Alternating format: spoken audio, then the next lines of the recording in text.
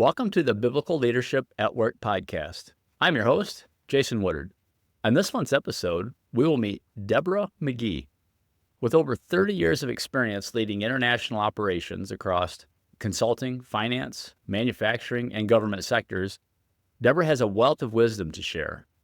She started her career at a Big Four accounting firm before moving into corporate leadership, where she built and optimized global HR functions across more than 30 countries. As the founder of PZI International Group, Deborah has dedicated herself to empowering global teams with care, integrity, and purpose. She's also the author of The Leadership Attitude, Inspiring Success Through Authenticity and Passion, where she shares how faith and leadership go hand in hand. So today we'll dive into her journey, explore how biblical principles have shaped her leadership, and discuss what it means to lead with authenticity and passion in a global workplace. So Deborah, welcome to Thanks, the show. Jason. Yeah, so I always like to start off and give people some more context on, how the Lord led you through kind of your career journey up into where you're at now. So maybe start at a university Sure. level, and when you first got into the workforce, what's that look like? Well, first of all, I'm a retired military spouse. So my husband served 31 years.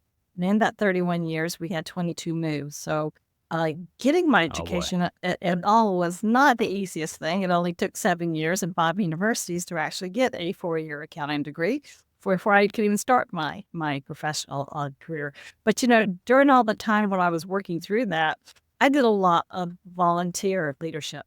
And so I think so often people forget that your volunteer things that you're doing, whether it's in your kid's school, whether it's in your church, whether it's in your community, that's leadership. And it shouldn't be taken for granted.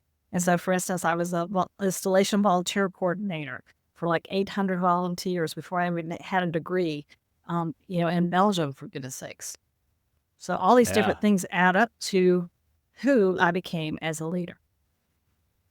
I think I remember a long time ago, I had a pastor tell me when I was pretty young, and he was mentoring me as the first person who ever even saw any kind of leadership potential. But he told me, he said, I think anyone, before they try to be a leader in a business setting, should learn to lead volunteers. It's because hard. you can't fire them, and you don't have a paycheck over their head. Right? Yeah. Yes, exactly. So no, that's great experience. Absolutely. And, as believers, we ought to be serving. Absolutely. In the Well, I church think in that's those what roles really where we have the started my opportunities. attitude of servanthood.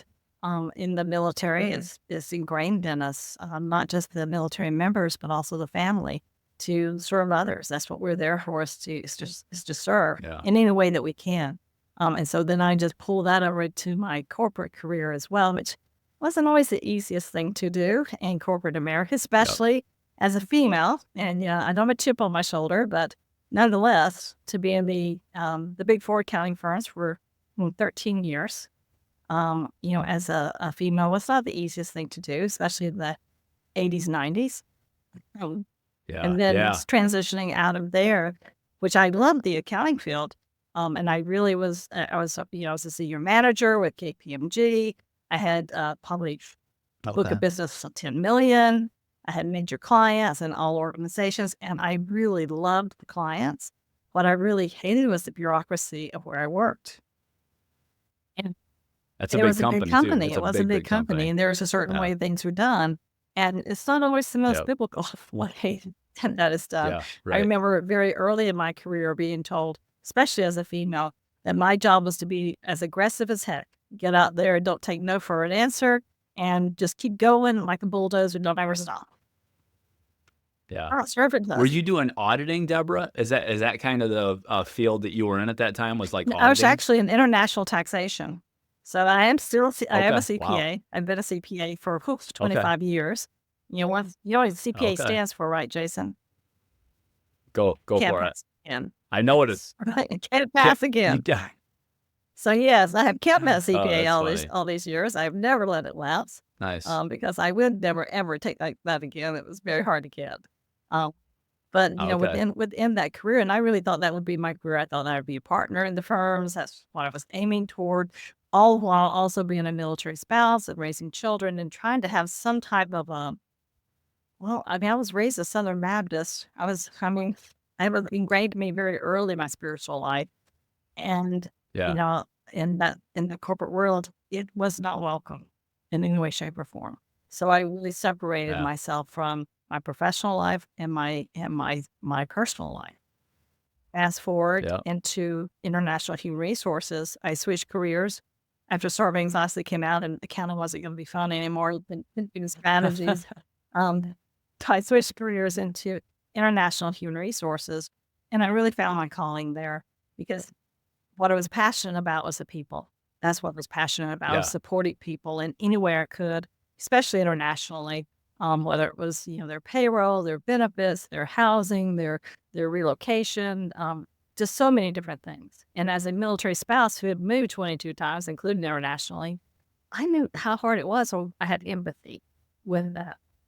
I moved into two Sure. large Yeah. companies where I was a corporate manager for compensation and benefits with Lafarge, North America. It was a 20 billion a year corporation out of France, actually. It was a French corporation. And then moved on later into Doosan Infracorp, which was a Korean organization out of Seoul, Korea. And I was the global international human resources head for that organization. Yeah. So I'm familiar with, I work in manufacturing, so Doosan's a familiar name to me. They make, Yes. pretty, Bobcat. they actually just went through, I think, name changes on, so they make Well, some machine tools. at Doosan, I was one of four female executives in the organization.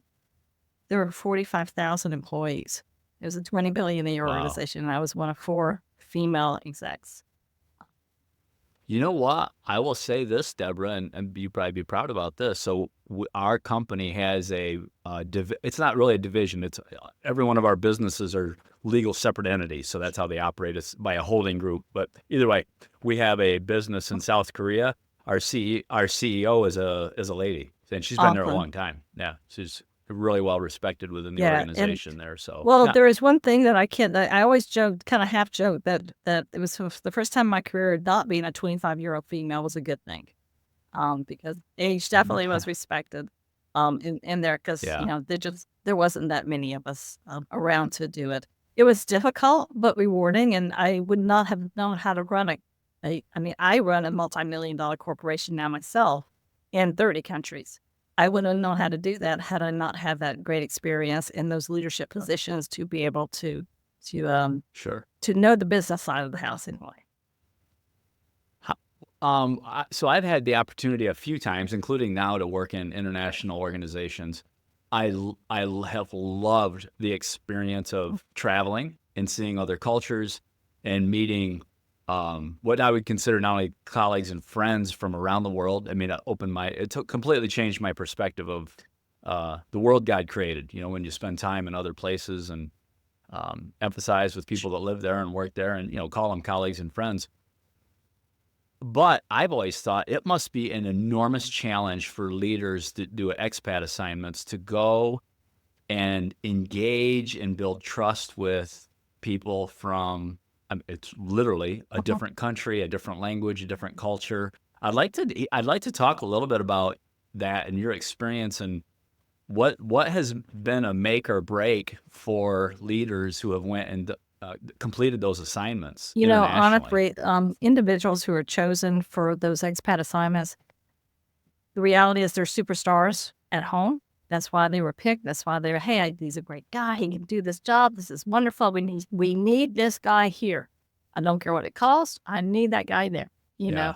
And so we do. Yep. And so we put them there. But the problem typically is they were a superstar in the last location. They're not a superstar in the new location. They're brought in to quote unquote fix it. And the host location may or may not welcome that. Learning the Right. culture, the language. Yep. People used to tell me, well, it's all about the culture. And I believe that there is some reality. That's true. Don't get me wrong. It is true. The culture and the language is true. But Jason, people are people.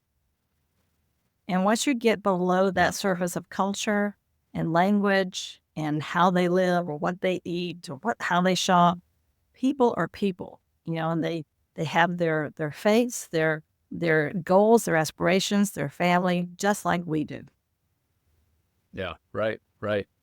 But how have ones that you've seen be successful, how do they connect with people I mean, it depends on the country. I found, if I'm in Western Europe, okay, maybe not a huge difference, but I've spent a little time in Sure. Yeah, China. I I spent a mean, lot of now time you're in China. getting way, way, yeah, way, way, Very way different. different in the way that they think and what's, acceptable and not. Like, how have you seen people be successful when they've gone to I some think really different Westerners, we cultures as struggle. We struggle leaders? with that, Jason, because we are a task-based society. We just get it Yep. done. Just get over there and get it done, knock it out as fast as possible and as cheap as possible, and have some Yeah. fun while you're Yep. at it. But that's not how it is outside the rest of the world. Only the United States are pretty much task-based. Some Western Germans maybe a little bit more task-based, but most Sure. of the world is very much It's true. relationship-based. Well, that Yeah. I have to get to know you first. I talk about this in my book, Yeah. the leadership attitude. But what this is such an important story is I went through many CHROs in my position at that location, and I'll never forget the fourth one who called me up and he goes, "Deb, I don't know what you've done, but these people don't like you. They just really don't like you." It's like, well, I did exactly what the CEO told me to do. I designed and implemented and ran a huge program that did not exist before. But I had caused people to lose faith, and I had no relationships with them. So his Yeah. instructions. You just implemented it. Did Oh, the I just did the execution. execution was a Westerner, Western broad. Yeah. As It someone I is. became known as, Yeah. that Western broad who likes to spend a lot of money. But when I actually did spend time going over there, and he brought me to Korea for 2 weeks, he goes, "I don't want you to have a single meeting. I don't want you to move anything forward, and you don't have an agenda. You're to learn to drink soju, sing karaoke, and build relationships." There you go. And was that an Very eye-opening much so. experience for you to Very see much. then how fast you can I move things never crossed forward? my mind, because we're not that we're not geared that way, to have relationships Yeah. first. But it really put me on a different path, a path of servant leadership, uh, where I started Yeah. mentoring myself through a lot of books. I wish I could say that I had an executive mentor to kind of walk me through. And I had executive leadership. I had executive coaches. I even had cultural coaches. But I used to joke that I was so screwed up I needed two coaches. But but the rest, I mean, it's just different. For instance, something so simple. I used to always have a scowl on my face when I would be in Korea. Having all of our meetings were in Korean. All of our meetings were in Korean. I don't speak Korean. So No. you've got someone talking to you in Korean the entire time, and most Westerners are going to go trying to figure that out, right? And I always had a scowl on my face. And so it came back and said, "Why is Debbie so angry when she comes here?" Like, I'm not really angry, but I had to learn to talk with a smile on my face, at all Yeah. times, because it was Uh-huh. that's what they saw, not what I meant. And so understanding Right. those little behavioral preferences and changing that, I mean, it started me on a whole different path of leadership, leadership training, leadership development, leadership coaching, and really getting down to the behaviors of people versus culture, language, position. Yeah. That's good. On the personal side, so we went through a little bit of career. We'll talk more about the book and what you're doing now, but tell us a little bit about where do you live? You Sure. mentioned that you're a military spouse, so tell us a little bit about that. Spouse, kids, It's what's that look huge, yeah. like? So, my husband served 31 years. We live in Gunnersville, Alabama, on a beautiful lake, Lake Gunnersville. So we were able to retire right to the lake. I have 3 grown sons. 2 of them are in the military. They're both majors, both West Pointers. And my third son is a Wow. scientist. He's a virologist. So they're all grown now with, they're 37, 35, and 33. Um, so I was doing the 2-year apart while trying to have a career and moving around and all the other stuff that happens with life, Yeah. right? And just with life. Have 5 Yeah. grandkids. Beautiful. I have 4 Nice. grandsons, and I only got 1 girl. I was, One after girl. all the 3 boys and all, that's a lot of That's a lot of testosterone going testosterone. on Like there. my son likes to say, the Y force is strong with them. So nothing to it. The Yes. Y chromosome is Yes. very strong with them. But What branch of service he was in the was your Army, husband and in? so the other two, Okay. my two sons are also in the Army. My husband retired and then went to work for a major government contractor for about 15 years. Retired, and actually is a stay-at-home dad now, and we just adopted a 15-year-old boy. Oh, wow. That's amazing. Yeah. He's How great. He's exciting. great. So That's awesome. Well, thank you for your service. And I say that to you and your husband, but to you as a military spouse, um, I have some close friends that we went to church with, and the husband was in the military and deployed while we were friends, and so I didn't ever experience it, but saw the impact that has pretty close up. Families and right. spouses and children that are left behind for that. His was a year. Oh yeah, He yeah. was My husband over many there. So times, but that's just what we yeah, do. yep, yep. No, so But that's most of my well, company, that's actually, cool. 85% of my company are military spouses or veterans. Really, I'm that's passionate about it. I'm interesting. passionate about one. I was afforded a great career because big companies took a chance on me, even though I was moving every 2 Yep. years. And I really try hard to push that forward. Yeah. So tell us about your company. So What's that? What's that PZI look is like? a global human capital solutions company. It stands for People Zealously Interconnected, PZI. Oh, And nice. we really are all about people. So it's a lot of what I did when I ran international human resources, the whole sphere of services. I created 6 companies to do that instead. So relocation management, international assignment management, employer of record, Okay. payroll, leadership development. We have a huge amount of government contracts in our leadership workforce development areas. And even international benefits. I'm even an insurance broker. So do you run those? You run those businesses separately under the umbrella of PZI? We do currently run them all under, I'm the sole owner of all of them. I keep trying to find Yeah. somebody. Okay. Doesn't anybody know somebody else? So far, it's only been me. And it's just, like I said, it's grown. We're in 30 countries. We have our own subsidiaries in 30 countries. And Wow. we can do business in probably about 75. So do you come alongside smaller Uh-huh. organizations that need some help with the international Absolutely. piece? And We do. okay, because I can imagine. Yeah, I can imagine. Because I've worked with some Uh-huh. really large companies that had Full full staff, the staffs that whole this had all the the suppliers. yeah And when I did they do it all the expat when I did stuff. it, Yep. Jason, I had suppliers. I probably had 150 suppliers globally.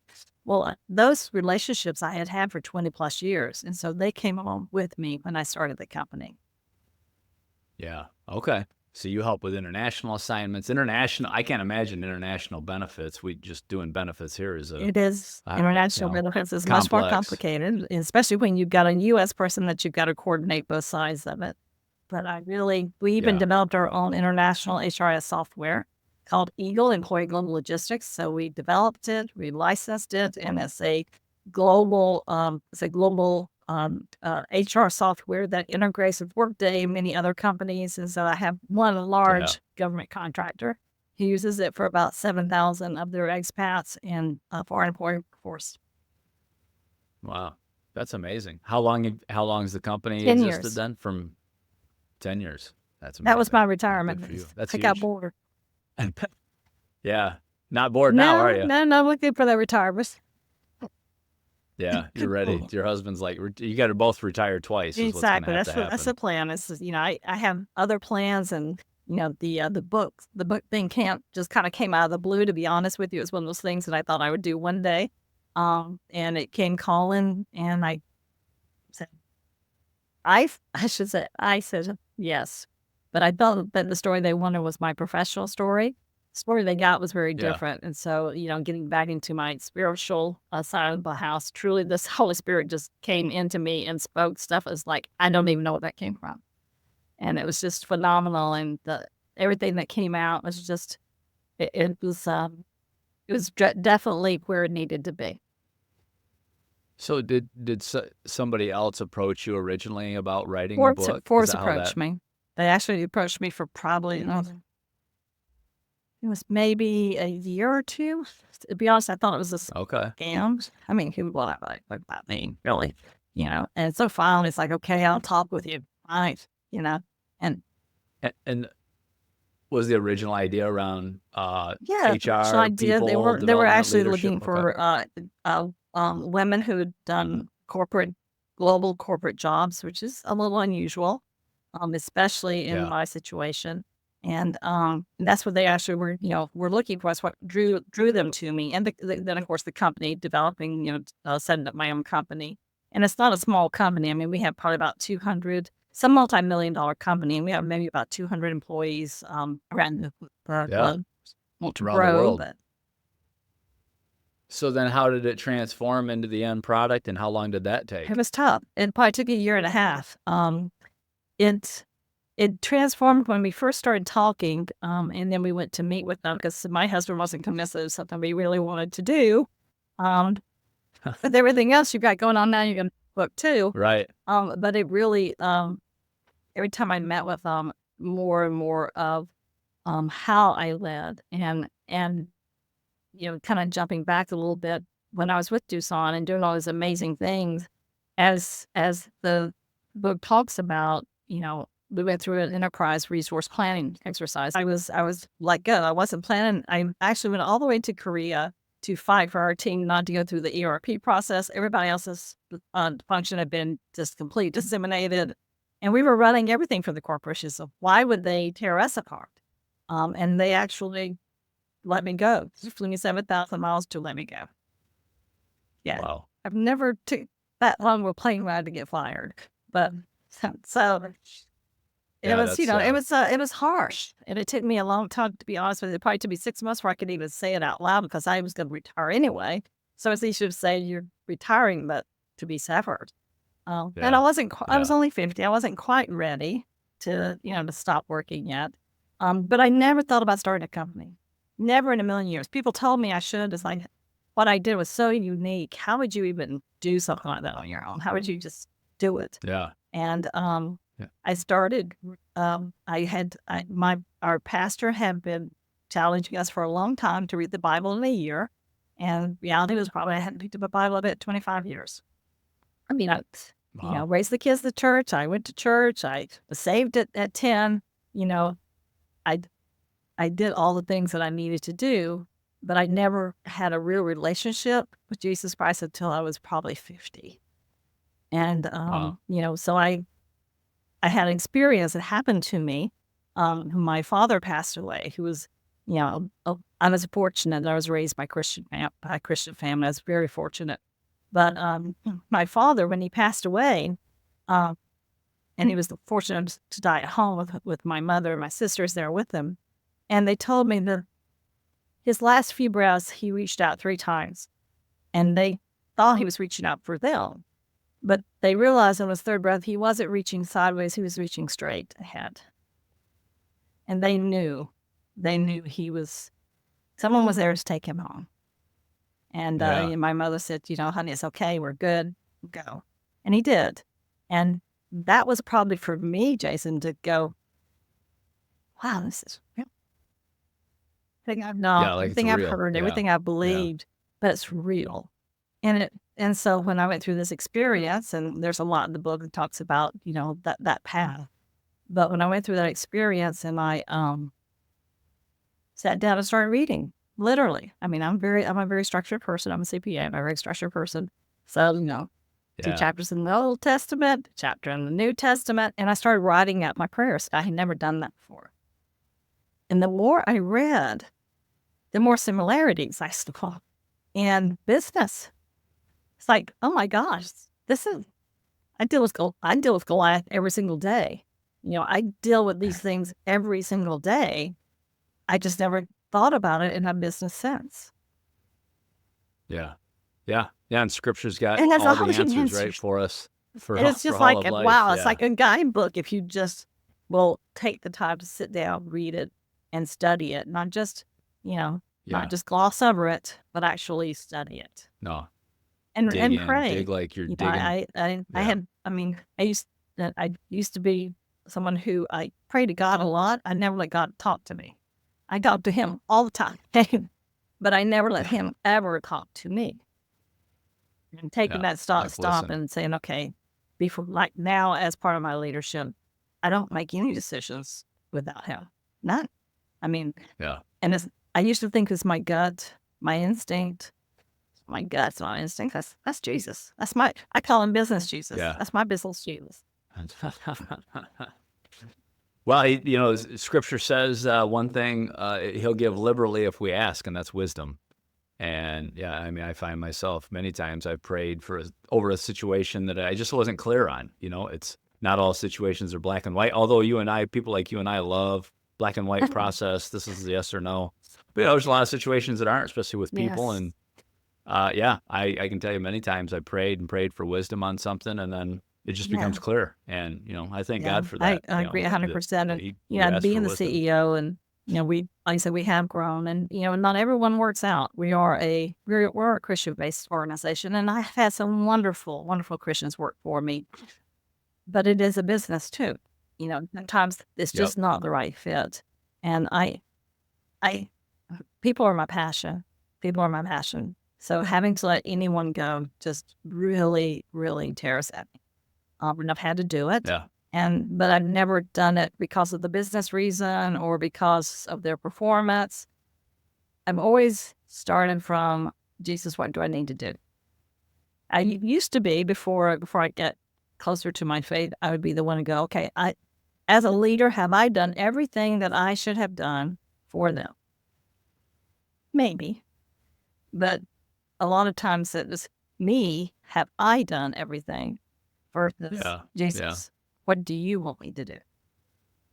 Yeah, give me clarity on it. No, that's good. That's interesting. It's tough though. You're right. I mean, letting people go, and it's always tough. Even there's some people who I want to say it's an easier decision because they've really made it a little easier. But I've had, and I'm sure you could share this. I've had to let other believers go that I knew we shared a faith and we talked about our faith, but But it wasn't the right fit. performance wasn't.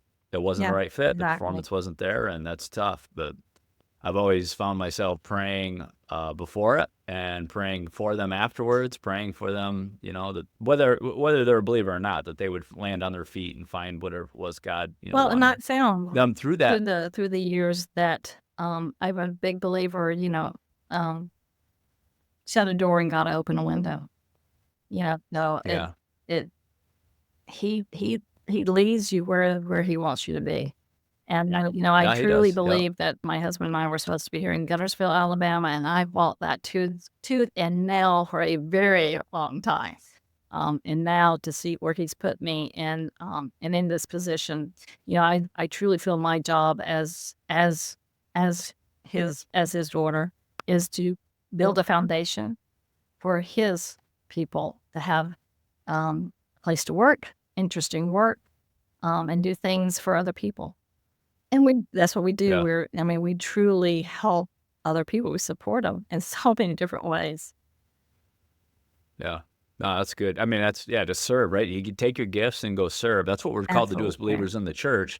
But I believe that that's why we're given work, that God has given us talents and gifts to go work in this world and, reconcile and build and create and serve. It's all about serving other people. One of my biblical heroes is Deborah of Judges. And, I resonate. It's like Deborah, who led the nation of Israel, my goodness, in 600 years before Christ. And it, had an entire victory because the general in charge basically said, I won't do it unless you do it with me. I won't go unless you go with me. And to have that happen, think about that, 600 years BC. Think about that. That's incredible. And to have, when I think back on what her life must have been like, the challenges of what she must have had, and the counsel she had to have taken from God. Well, I'm on. Hey, I want to understand a little bit timing around when your father passed away and then when you were let go from Doosan, like really close Very time? close. Probably within about 2 years of it. Okay. Of that happening. It, Yeah, probably within 2 years, and then and I talk about in the book as well, my son had a tragic fall from the roof of a building and broke his back, and I was in Dubai, uh, traveling the world, and Yeah. so I kept these things just kept happening, these really Yeah. things is like, Stop. What do you do with them? You're not supposed to be there. It's not why I want you there." But I didn't listen. I didn't listen. So I joke about it in the book. I said, well, God's like, okay, you won't listen to me. I'm going to put you a timeout. Yeah. I'm just going to put you a timeout. Yeah. And he gave me a really good timeout and took the job away. Yeah. Yep. Yep. Well, God knows how to get to us. And, and that's why I wanted to ask you that, Deborah, because the Lord allows those things to come into our life for a purpose. Sometimes it's to open our eyes because we're being stubborn. I've been there. Trust me. I have stories. It's not always, it could be just, but it's always for his children, for their best, and to sanctify them and to glorify himself. And so I just think it's important when we're sharing these stories, because, you're many years past that, but maybe there's someone listening who's going through Absolutely. that. Yeah. And And, doesn't see the just as a connection. reminder. Yeah. That's right. Doesn't see the why, in it. Yeah. It Yeah, takes exactly. a long time to Exactly. see the why. My mother just Yep. passed away probably maybe 6 weeks ago. So she lived another 15 years. And again, just, it was such a celebration of her life, and knowing we were all so happy. We knew where she was going. I mean, Yeah. to have That's that right. Yep. as a believer, I Yep. always want to make sure that I have that with my children. If I can leave that legacy, if I can leave that one legacy, forget about the business, forget about the books, forget about anything else. If I can leave the legacy that is real, That's right. it's real, then Yeah. I've done it. Now, especially we have 2 grandchildren, and so that's what I'm starting to think about. Like, how do I disciple them? It's tough when you're not the parent. And yep, they live nearby, and our kids are totally open. They all come to our church, so it's just, I love it. One of my favorite Sundays is when they're all there together. It doesn't always happen, different work schedules and sicknesses and things. But man, when my whole family's there, we take up a whole pew, and I love it. I love it. So that's a blessing to be all there together. Absolutely.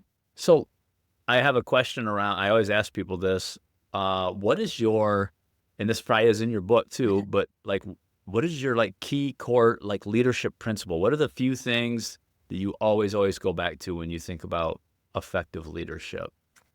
The one core thing is, are you listening to the person? Are you telling? Are you listening? And what can you do to support that person? Not what can they do to support you. I think so many times Yeah. as leaders, we think, okay, you're here to support me. I'm the manager, you're the tasker. Your job is to support me. And I won't lie, that was my methodology for probably 20 plus years of that. Yeah. Uh, Yeah. But now looking at it and going, it is not just a matter of how can I support you, but really connecting to that person, taking the time to connect. I'm a very directed individual, and I do move really fast. But I know when someone really needs to talk to me. And I tell this a lot when we're doing leadership development. I can always tell people what they want when they come in the door. They'll come in the door and they go, "Hey, Deb, I got a question." Or, "Deb, can you," and they really just need me to stop what I'm doing and answer their question. That's all they need. They just need a quick answer. And then they have other times they come in, it's like, I really don't understand what it is we're doing this. And they need the why. They need me to stop and tell them the why. Show them the big picture. Because I know the big picture, but maybe I didn't communicate it. Yeah. My husband's always reminded me I'm a terrible communicator. We're someone who teaches communication. I'm really suck at communication. But tell them the big why, what it is that they're supposed to do. And then there's others that's like, okay, well, we did this. Why do we have to do something else? Because there's so many possibilities. And I love the possibility. I want more and more possibilities because I gather data that way. But most important is someone walks into my office and they come in and they go, "Oh my gosh, you're just not going to believe what just happened. This is so amazing." I know they need me to be, I may be in the middle of numbers, Excited. Stop what I'm doing, listen, and get excited with them. Share your excitement with them.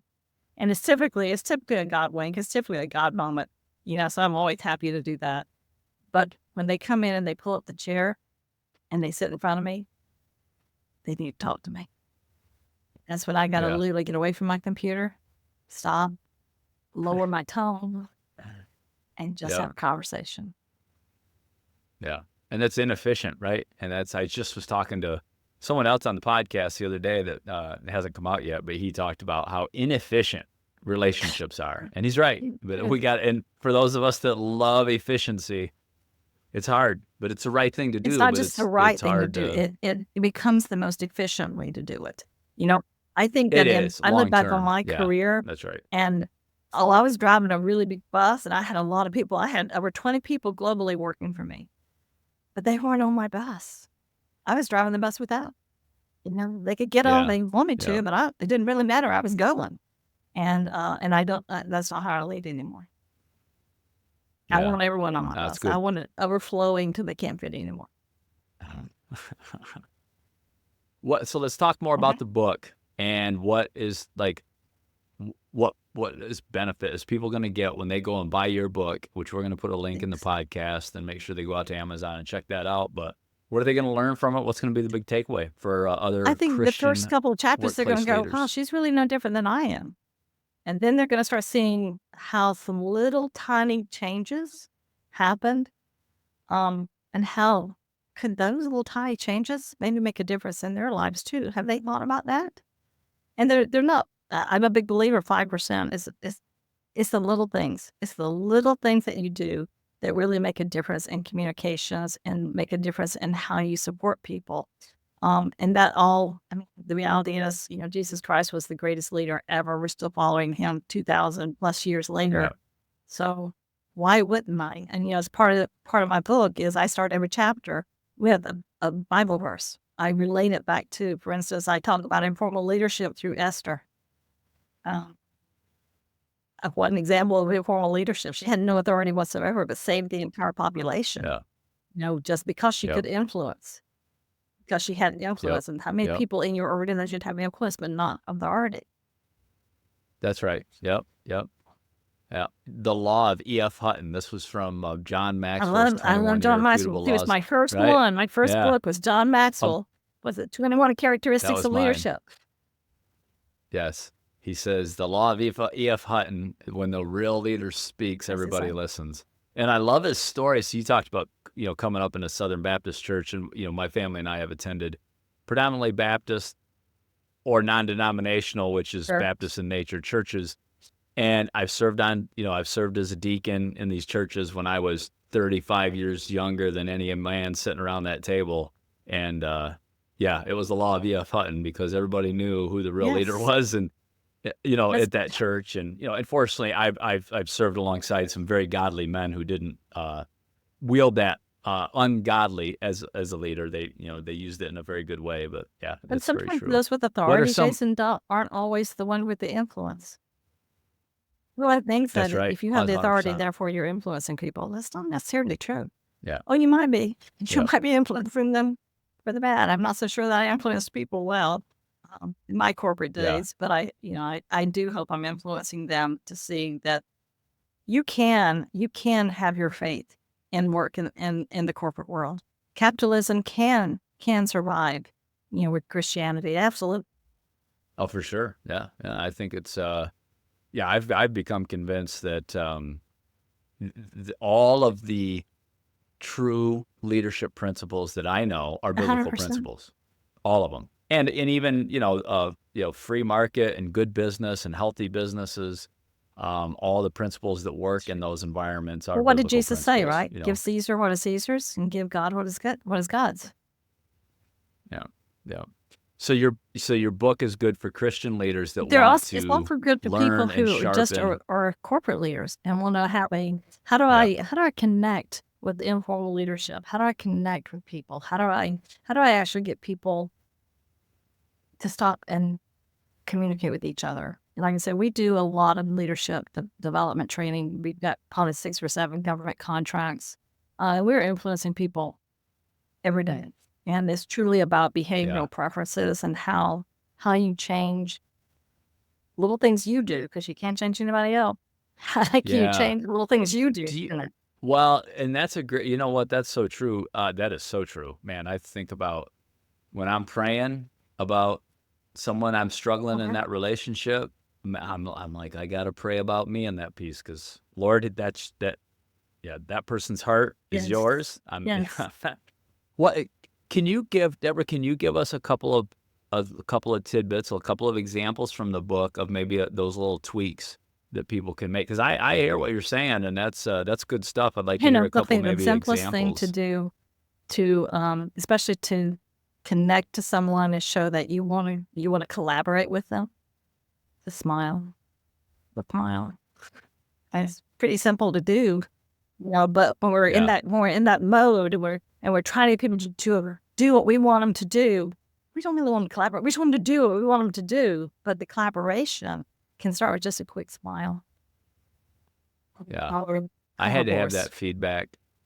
One time I made a change to an organization where I learned the hard way about a lot better leadership, and I went through some really tough, painful, but good changes in the way I lead people.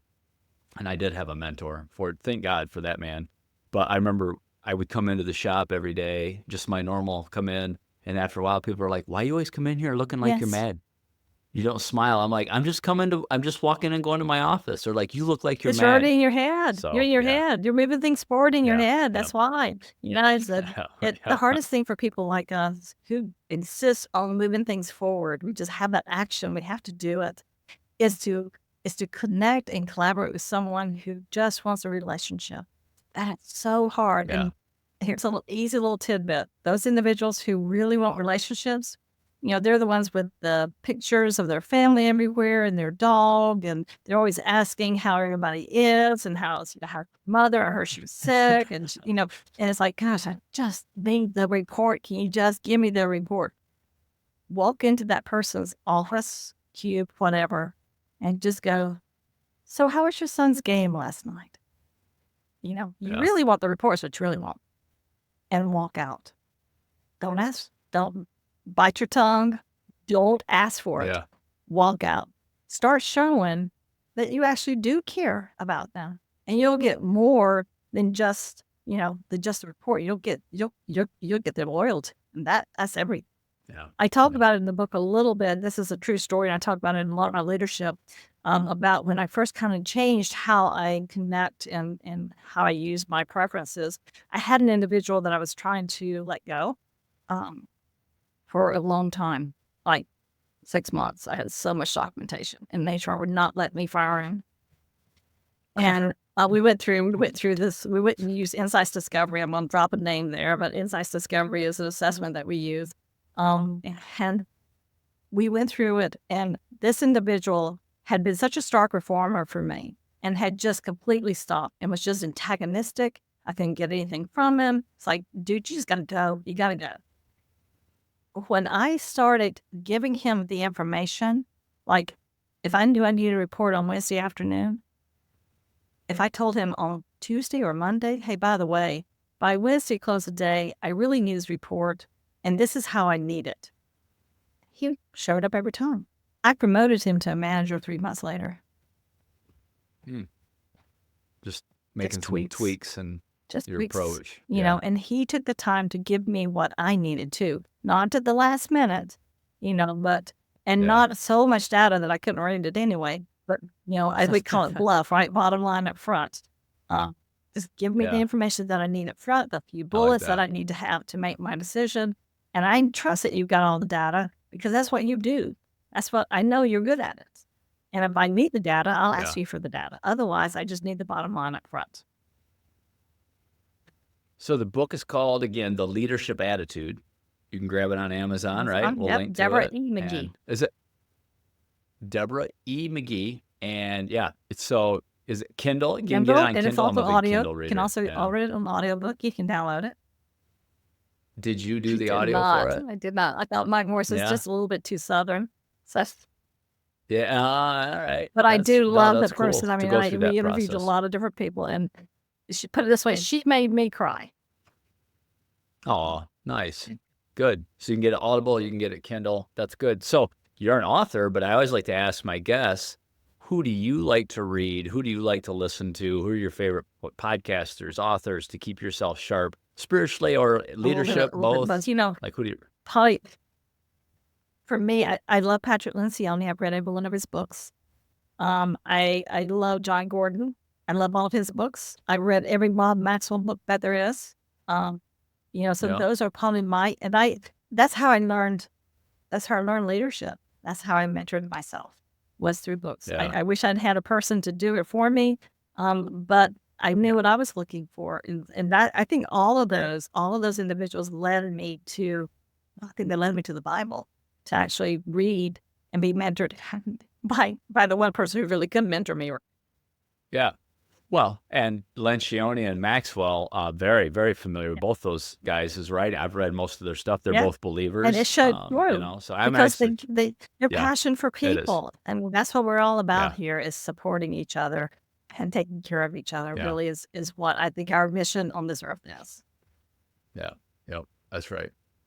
Hey, you've probably been able to do this in mentoring other people, Deborah, but you've had somebody to come to you and say, I have my first Yeah. opportunity to lead, and I'd like to sit down with you and get your advice on what are some things I definitely should not do and some things I should do as I take on this new leadership role. What advice would you give them?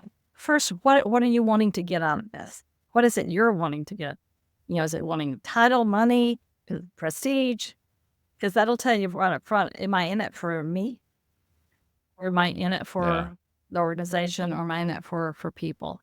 And I would tell them, take a moment and probably read Troubadour, Servant Leadership. It's probably the first book I ever read about servant leadership. And really understand that your job now, and just like Jesus told us, the first will be last. Your job is to wash feet yeah, and support in any way possible. My team just did a major training recently in Hawaii with the Department of Defense, and these were, I had generals and colonels in the room, big people, right? I didn't do any of the training. I did the slides. I helped put the rugs down. I did everything my team needed to support. My job is not always to be out front. My job is to support my team. yeah, yep. That's right. Now, and that feels good when you can step back and they do their thing, Well, they're right? better As at a it than I leader, am. So.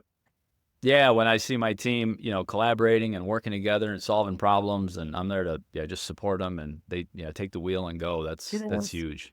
I mean, that's huge. Yeah.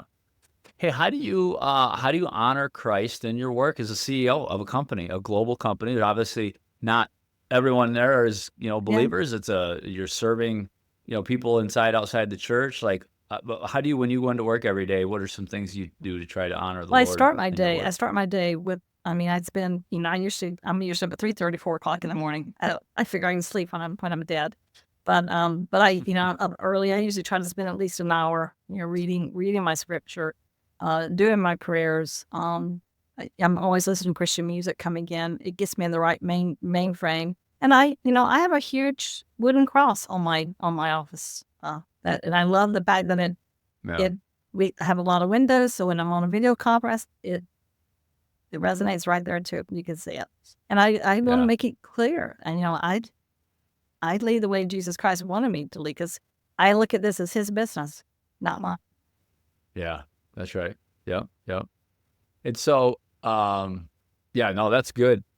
What does your team structure look like? And are you guys just completely remote? Because Oh, yeah, you're I've written all a over the lot of world. I'm just work. curious on what that Return to looks work. like. I've done tons of return to office interviews recently. So we probably have about 10 in Huntsville.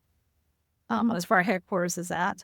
We used to have probably about maybe 15, so that's gone down a little bit. But yeah, we have people in Germany. I have people all over the United States. We have people in Kentucky. We have offices in Italy. I've been looking for someone to possibly work for me in Korea, so we'll see where that goes. I just got to get the contracts. Yeah. But Yeah. remote Yeah. work, That's got to be a unique. remote work is tough. I'm from the era before remote work. Flexible work was maybe, if I was really lucky, what we had during Yeah. my Oh, yeah, for sure. professional career, and not remote work. Yeah. And I have Unheard of. some that are more efficient remote than they are in person. my managers, we recently just enacted a new process where we'll be giving them a set amount of stipend basically every year for them to come to headquarters 4 times a year, just to have that interface with the leadership, based, one-on-one. And I realize that, if I give them the money, they can figure it out, but these are their expectations, and their managers, they can take care of it. And I think from, if we see people that are struggling with remote work, and we've done it before, we brought them into the office to see how we can help their skills and then send them back out, because no one wants to feel like they're working alone. I'm a big believer you get 15 minutes. We do Microsoft Teams, so we're Teams all the time. And yeah, we do expect that if you're on, and someone asks you a question, within 15 minutes, you should be able to answer that question. Yeah. Yep. Yeah, that's definitely a unique challenge. I'm with you, especially being in manufacturing. Remote work was Right. unheard of before COVID, and now it's, we have a few people that do it. It's nice because when you need to be able to do it, the technology's there. I Sometimes it actually did works. last week. Yeah. Oh my gosh, don't even get me started. I'm like, how do we not have this figured out yet? So yeah, but managing, that'd be a good book to write, is managing remote teams all over the world, and how you do that, and how do you sustain culture Yeah. and build culture. And that's all extra challenging And when then, you're not there I'll together. throw a tidbit out that I'm very proud of. I will take credit for it. Our team came up with this, and I love it. We do what's called non-meeting meetings. Every month we have a non-meeting meetings, and we do remote and we do hybrid, so that we've done how to plant begonias, how to make a charcuterie board. We brought in other Okay. CEOs from other companies, and talk to them about their journey and what they've done. So it has nothing to do with the business, nothing whatsoever to do with the business, and it's just a way for them to Interesting. learn. Yeah, that's great. So like lunch and I've seen companies do, and I've been a part of lunch and learns, where you're just like, hey, we're having whatever. This person's a financial planner. He's going to be here during lunch today. Bring your lunch to the conference room. Right. It's free. They're just here. That's cool. And then you can do it remote, so you can people can tune in Absolutely. from all over. That's great. Hey, before we wrap up, I want to make sure people know how to get a hold of you. I mean, there's just you professionally. I mean, I know that you've got your business, the book. Let's talk about all those I have ways my they can own connect. website, DeborahMcGee.com. Yep. Okay. And then your PZI company Group. is And so www.PZI Group. And of course, LinkedIn. Okay. I'm on LinkedIn, Yeah. Facebook, personally and professionally. Yeah, you're pretty active on LinkedIn. So yeah, I just connected the other day with you. So Yeah, that'll we're be good. very active on And LinkedIn. I'm then, very fortunate. I've got a lot of years, put it that way, a lot of years. yeah, I'm trying to think. I think I joined LinkedIn in like 7 maybe, or 08. I remember a mentor I think of it was mine early saying, "Hey, there's 2000s this for me as thing." well. Early 2000s. Was it?